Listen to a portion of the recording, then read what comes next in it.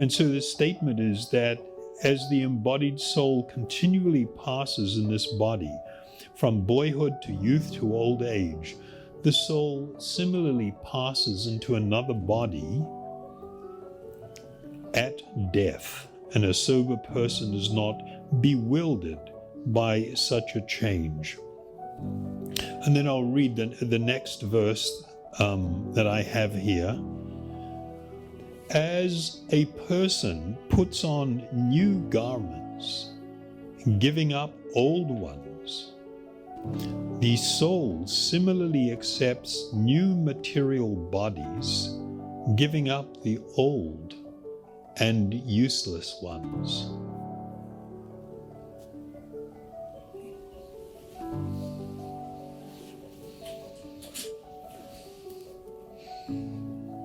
Something that's always quite startling to consider. There is nothing probably more extraordinary and wonderful than seeing a birth. And you have a tiny little person. I mean, this like fresh, new. And someone looks at it and the heart melts and it's just like, it's so nice. And we don't know that 9 or 10 months before that, that same person had another body, and old, perhaps quite sick, no teeth, something that you wouldn't want to be cuddling and holding.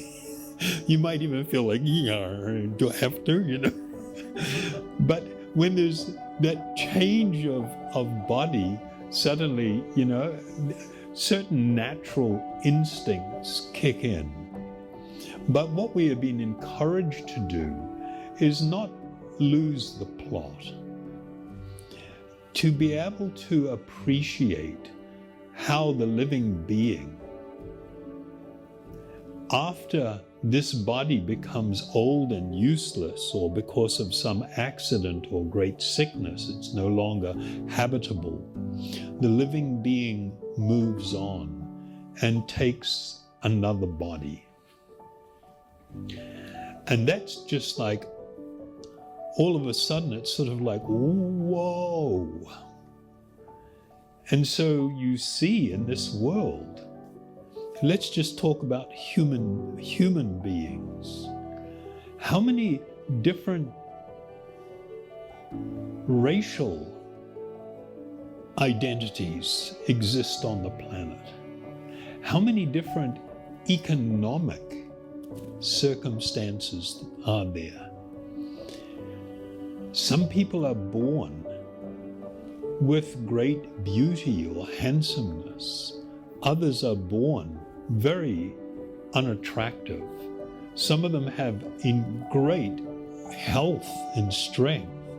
Others might be born as invalids and have some disfiguring, terrible disease or something. When we begin to consider all of the different circumstances in which the living beings can occupy a new body, it's sort of like, whoa. This is like a serious wake-up call if we consider this.